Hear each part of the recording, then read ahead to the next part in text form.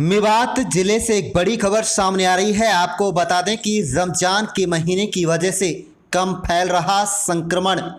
मेवात में रमजान के पवित्र महीने में कुदरत की रहमत बरसती है। रोजा रखने वाले लोगों को न केवल 70 गुना ज़्यादा सवाब नेकी मिलता है, बल्कि रोजा रखने से कोरोना संक्रमण को रोकने में भी मदद मिल रही है। स्वास्थ्य विभाग मेवात इस बात को पूरी तरह से एविडेंस के तौर पर मानकर चल रहा है। यह जानकारी civil surgeon doctor Surendra Yadav ने पत्रकार से खास बातचीत के दौरान दी। सीएमओ डॉक्टर सुरेंद्र यादव ने बताया कि रमजान के महीने से स्वास्थ्य विभाग को बेनिफिट मिला है। इस समय कोरोना वायरस के पिक का समय चल रहा है। ऐसे में मुस्लिम बाहुल्य जिला मेवात में भी लोग उपवास रख रहे हैं, जल तक नहीं पीते, घर में आराम करते हैं, बाजार में कम घूमना हो रहा है। यही बड़ी वजह है कि राज्य के दूसरे जिलों की तुलना में मेवात जिले में कोरोना का संक्रमण उतनी तेजी से नहीं फैल पा रहा जितना दूसरे जिलों में चल रहा है।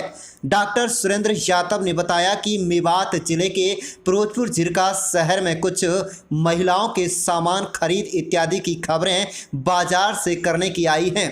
लिहाजा लोग ऐसे भीड़ भाड़ वाले बाजार में खरीदारी करने से बचें, बल्कि जितना कम मूवमेंट हो सके उतना ही भलाई है। अगर समाज कोरोना को लेकर जागरूक हो गया तो अच्छे नतीजे आने से इनकार नहीं किया जा सकता। आपको बता दें कि हरियाणा का मुस्लिम बाहुल्य जिला मेवात पहले इस ट्रेन में पूरी देश को डरा रहा था, लेकिन बाद में इस जिले के लोगों ने स्वास्थ्य विभाग के साथ मिलकर कोरोना वायरस को हराया था। ठीक उसी तरह से नतीजे दूसरे स्ट्रेन में भी सामने आ रहे हैं। जब देश में भयानक स्थिति है तो इस जिले में बेहद राहत भरी खबर सामने आ रही है। ऐसा नहीं है कि यहाँ केसों की संख्या में बढ़ोतरी नहीं हुई है, बल्कि मौत भी हो रही हैं, लेकिन दूसरे जिलों की तुलना में बहुत ही कम है। इसके लिए रमजान का पवित्र माह बेहद कारगर साबित हो रहा है। इस बात को स्वास्थ्य विभाग भी बखूबी मानता है। इस महीने में कबूल होने वाली दुआओं का भी असर है, तभी यहाँ हालात अभी तक काबू में हैं। आप देख रहे हैं लियाकत अली की खास रिपोर्ट।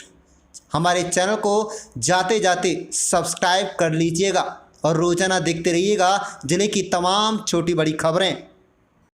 मोहम्मद साबिर मज़ाहिरी। मैं तो सिर्फ इतना ही कहना चाहता हूँ कि मुल्क में कोरोना वायरस बड़ी तेज़ी से फैल रहा है और लोग बहुत ज़्यादा परेशान हैं। इस मुबारक और इस मुक़द्दस महीने में दुआ भी करें कि अल्लाह ताला पूरे आलम की और ख़ुसूसन हमारे मुल्क की इस बीमारी से हिफाजत फरमाए, और जो हुकूमत की तरफ से और प्रशासन की तरफ से गाइडलाइन है उनका हम पूरा पालन करें। अल्लाह के वास्ते इस बीमारी को हल्के में ना लें। अभी कई दिन पहले उलमा की डीसी और एसडीएम के साथ एक मीटिंग भी हुई थी, उसमें भी ये बात कही गई थी और लोगों को बार बार समझाया भी जा रहा है, कहा भी जा रहा है कि आप बग़ैर ज़रूरत के अल्लाह के वास्ते बाहर ना निकलें, क्योंकि ये बीमारी किसी का मज़हब, किसी का ज़ात, किसी का धर्म नहीं देखती है। किसी के पास किसी के भी ये बीमारी लग सकती है। दूसरी बात यह है कि हम अपनी इबादतों को अपने घरों में करें, ज़्यादा भीड़ वगैरह कहीं भी ना लगाएं अल्लाह के वास्ते। दूसरी बात यह है कि ईद उल फित्र हमारे सामने आ रही है। अरे भाई, आप अल्लाह के लिए बाज़ारों में भीड़ ना लगाएं। मानते हैं जी बिल्कुल बिल्कुल, ये बिल्कुल एविडेंट है कि रमज़ान से हमें बहुत बेनिफिट मिला है। इस मैक्सिमम जो पीक के टाइम में और हमारा रमज़ान का महीना आया है तो उसमें लोग जो है उपवास रखते हैं, जल तक नहीं लेते हैं, तो वो घर में रेस्ट करते हैं और बाज़ार में घूमना कम होता है।